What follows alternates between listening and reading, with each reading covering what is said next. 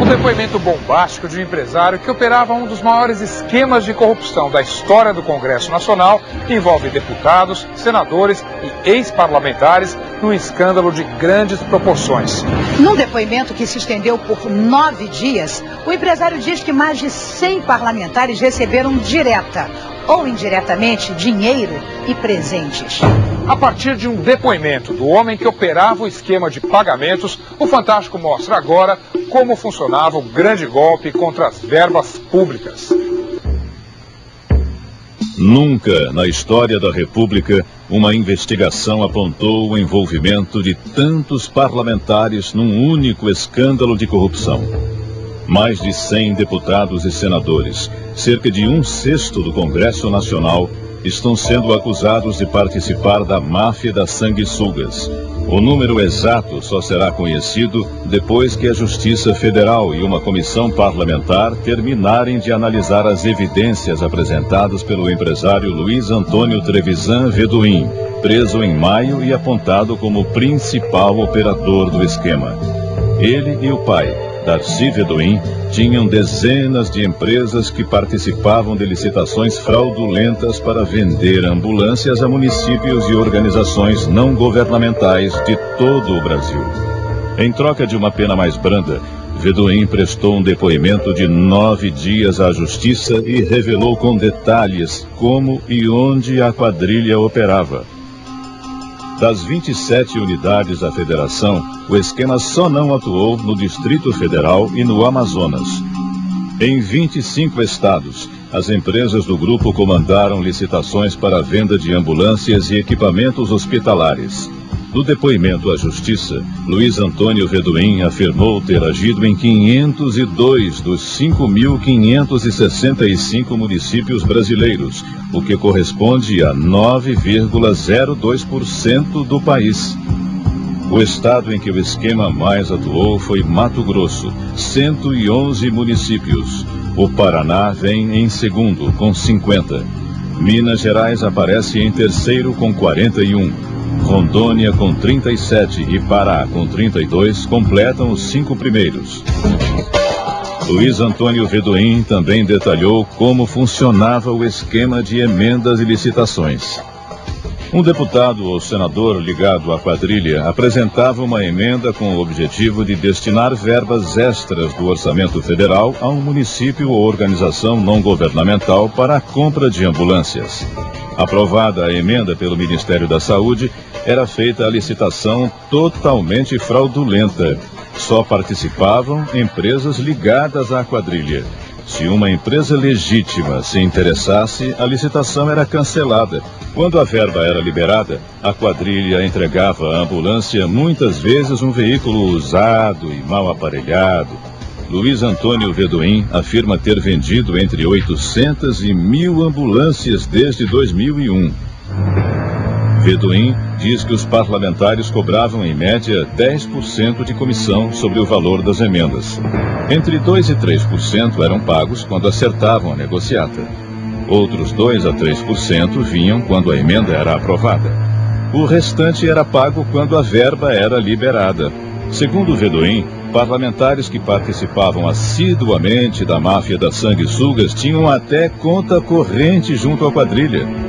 Os pagamentos das propinas eram feitos com frequência em dinheiro vivo. Luiz Antônio Vedoin confessou que ele mesmo fazia os pagamentos e propinas em espécie a parlamentares e assessores da seguinte maneira: geralmente acompanhado do sócio Ronildo Medeiros ou de uma terceira pessoa, escondia o dinheiro no paletó e entrava no Congresso. Uma vez lá dentro, procurava os parlamentares e assessores nos gabinetes e entregava as quantias. Carros e presentes também eram dados como comissão. Há um deputado de Mato Grosso que teria apresentado uma emenda com verbas para a compra de ambulâncias e equipamentos hospitalares em 22 cidades. Luiz Antônio Vedoin afirma ter dado de comissão R$ 529.235,15. Parte dessa quantia teria sido paga na forma de 2 carros, uma picape Toyota Hilux e uma caminhonete Fiat Ducato. A filha desse mesmo deputado mato-grossense teria ganho passagens para Nova York. A um senador do Espírito Santo que também teria emitido uma emenda, Vedoim afirma ter pago comissão no valor de R$100 mil, metade na forma de uma caminhonete Fiat Ducato. Um deputado da bancada evangélica do estado de São Paulo, que teria apresentado emendas para 8 municípios e 2 entidades de assistência a idosos, teria levado de comissão dinheiro suficiente para quitar as prestações de um carro BMW. A Comissão Parlamentar Mista de Inquérito deve apresentar o relatório final até o dia 9 de agosto. O presidente da CPMI adianta uma das medidas que deve propor. Eu, particularmente, defendo que ocorra o fim definitivo de emendas individuais parlamentares. Se não existem instrumentos para evitar os desvios de conduta e as práticas criminosas com recursos públicos, vamos acabar com emendas parlamentares. O senador Demóstenes Torres, também integrante da comissão, acredita que o total de dinheiro movimentado pela máfia das sanguessugas pode chegar a R$1 bilhão. É um escândalo que vai se igualar e pode até superar o próprio escândalo do mensalão. Mas ele não acredita que os envolvidos vão perder os mandatos. Eu acredito até que eles possam não perder o mandato no Congresso Nacional. Existe uma espécie de omertá de lei do silêncio que acaba beneficiando todas essas pessoas quando julgadas. Veja os exemplos aí dos deputados que foram julgados no esquema do mensalão, a grande maioria foi absolvida.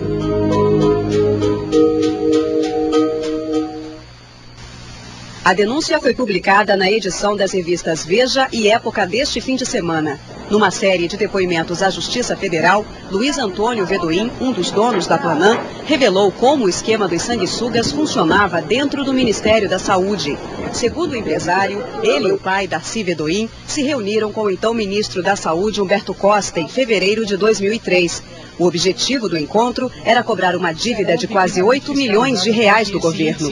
Segundo o Vedoim, Humberto Costa teria dito que não poderia resolver o problema, mas teria apresentado um funcionário para ajudar a liberar o dinheiro.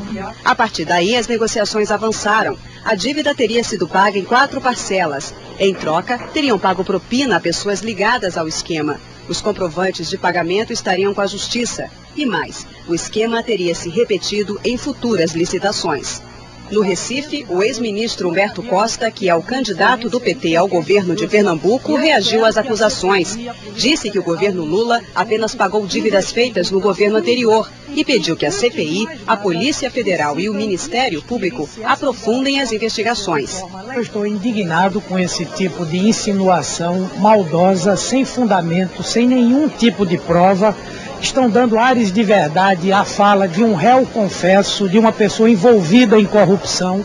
E digo mais, processarei todos que me acusarem em relação a essa questão, porque não vou permitir que a minha moral seja abalada por acusações falsas. O depoimento já estava em poder da CPI das sanguessugas, mas nesse momento a comissão só vai se concentrar na investigação dos parlamentares que teriam participado do esquema. O relator Amirlando disse que o caso do ex-ministro só vai ser analisado depois das eleições. Isso certamente será objeto de apreciação na segunda fase, após as eleições. Não há como aumentar mais este foco de investigação, senão nós vamos ficar sem uma solução.